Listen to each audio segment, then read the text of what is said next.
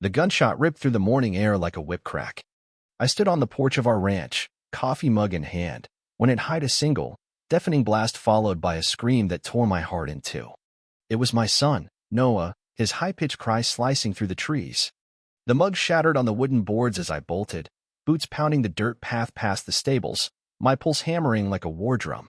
When I reached the clearing by the fence, my world collapsed. Noah, my 10-year-old, knelt in the grass, sobbing, his arms wrapped around his miniature horse, Bella. Blood stained her dappled coat, her body still, eyes lifeless. "Dad," he wailed. "They shot her. They shot Bella." I dropped beside them, hand trembling as I touched her side.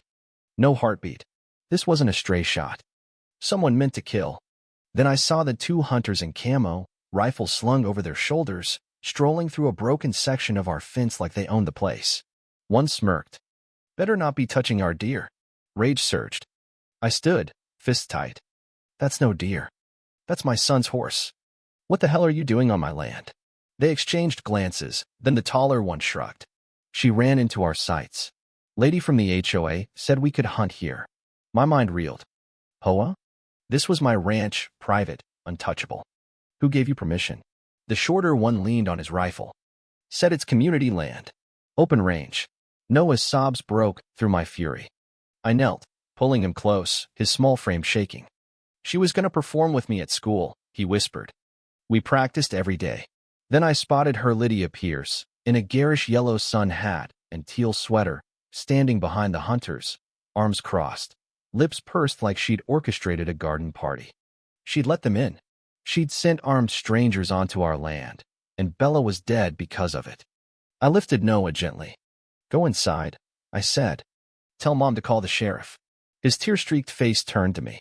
"What are you going to do?" I locked eyes with Lydia. "Get answers." We'd moved to this 10-acre ranch 2 years ago, escaping city chaos for open skies outside Tucson. It was ours, free from the HOA that ruled the gated subdivision nearby. Or so I thought. Trouble started when Lydia, the HOA's self-styled queen, began hovering. At first, it was petty comments about our unkempt hedges or our flag not meeting guidelines. Then she claimed our fence bordered a community trail. I found flyers in our mailbox, calling our land public recreational space. My wife, Sarah, brushed it off. "She's just bored," she said. But soon, we noticed tire tracks by the creek, footprints near the barn, candy wrappers by the chicken coop. 3 days before the shooting, a laminated sign appeared on our fence, Community Wildlife Access Trail. Authorized by HOA. I tore it down, clueless that Lydia had told hunters our land was undeveloped HOA green space, handing out maps and our gate code. I stormed toward Lydia. "You let them in?" She didn't blink. "This land's underused, full of weeds. We thought it'd benefit the community." "Benefit?" I warned. "My son's horse is dead because of you." She scoffed. "It was just a pony." "You're so sensitive." I pulled out my phone, recording. "Say that again." Her eyes flickered, but she doubled down.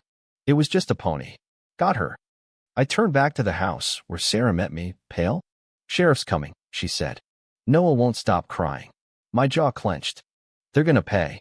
The sheriff arrived, but the hunters had vanished into the woods. Lydia denied everything, claiming she didn't know them or give codes. But I had her on video, dismissing Bella's death. That night, I sat by Noah's bed as he clutched a photo of Bella, silent. "I'll make this right," I whispered. Then my phone rang. It was Deputy Tom Carter. "Mr. Bennett, you need to come to the station tomorrow. Bring your footage." "We found something." At the station, Tom showed me a map with red pins near our ranch. "Your drone caught the hunters burying a cooler by the western fence," he said. Inside, hunting bait and a list of GPS coordinates labeled permitted HOA hunting grounds, signed by Lydia Pierce. "She made fake permits?" I asked. Tom nodded. "And these hunters?" "They're part of a poaching ring we've been tracking. Killing a registered therapy horse is a felony." My voice hardened. Bella was Noah's lifeline. Tom leaned in. "We're going after them. But Lydia's got money and lawyers. We need your video." Back home, Noah was brushing Bella's saddle on the porch. I crouched beside him. "We're building her a memorial by the pasture." His eyes lit up. "Can I help?" That weekend, we built a white archway with Bella painted in green, her saddle on a post, surrounded by neighbors' flowers. Noah chose a creek stoner thinking rock. Neighbors rallied Mr. Hayes fixed the fence. The Carter twins hung drawings. But then Lydia's white SUV pulled up, a suited man trailing her. "I'm Victor Klein, HOA counsel," he said. "Your memorial's on shared green space. Remove it by Friday or we'll sue." I stepped forward. "This is my land, deeded to me." Lydia waved a hand. "The past is the past." I stared her down. "I've got the sheriff, a drone, and your voice on tape." Sarah held up her phone, recording. "You're trespassing, Lydia." For the first time, fear flashed in her eyes. She muttered, "This isn't over," and left. That night, smoke woke me at 3 a.m. I yelled for Sarah and Noah to get out, grabbing water buckets. The memorial was ablaze, the archway collapsing, the saddle charred. Lighter fluid fueled the flames. Arson, deliberate. Noah, wrapped in Sarah's arms, sobbed. "Why do they hate us?" By dawn, the sheriff taped off the scene. Deputy Laura found a melted gas can. Our upgraded cameras caught a hooded figure. Lydia, her teal scarf and designer boots unmistakable. Tom whistled. "She's done." But he warned, her lawyers will claim the footage is fake. Then a neighbor, Ellen, a former HOA board member, sent proof. Email showing Lydia bribed the board to redraw property lines, offering spot trips and payments. One email read, "The ranchers won't fight. We'll call it a green trail." Tom grinned. "That's federal fraud." But Lydia struck again, calling an emergency HOA meeting to seize our land via community vote. We raced to the clubhouse, Noah clutching his notebook, ready to speak. At the door, a man blocked us. "No minors can speak." "New bylaw." Lydia appeared, smirking. "Don't make a scene." Noah stood tall. "I just want to talk about Bella." She sneered. "It's just a pony." Sarah pulled Noah back. "Go inside, David." In this, the room buzzed as Lydia pitched seizing our ranch for violations. I strode forward, holding documents. "I have proof this HOA has no claim, and Lydia falsified maps, committed fraud, and incited arson." Ellen stood. "I have her emails." Hayes added, "The ranch is outside HOA jurisdiction." Tom entered. "I'm with the sheriff. Voting with Lydia may make you complicit in federal crimes." Silence. Lydia paled. "You can't prove anything." Tom held up my flash drive. The HOA president tabled the vote. Karen screamed, "Cowards." Chaos erupted as she fled, but Tom blocked her. "You're under investigation." Days later, residents exposed Lydia's other schemes, harassing families over wind chimes, evicting a veteran for solar panels. A former board member shared a call where Lydia planned a golf course on our land. 2 weeks later, Tom brought news. The DA's charging her with fraud, trespassing, conspiracy, arson. But Lydia countersued, claiming Noah slandered her. I laughed bitterly. "She's suing my son?" Tom nodded. Desperate move. The town council let Noah speak at the next meeting. The civic center overflowed, cameras rolling. Noah, in a clean flannel, faced the crowd. "I'm Noah Bennett. I'm 10. I live on the ranch HOA Lydia tried to steal. Bella, my therapy horse, helped me feel safe. Someone Lydia let in shot her. They burned her memorial, too. I just want the truth so no kid loses what I did." The room erupted in applause. Lydia, in the back, said nothing. The next morning, my inbox flooded support from across the country, offers of therapy horses, gift cards. Lydia dropped her countersuit under public pressure.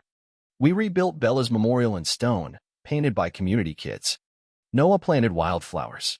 Then a federal agent arrived, revealing Lydia sold 60 fake hunting permits across state lines, organized fraud. Our ranch was now evidence, and her network might target us.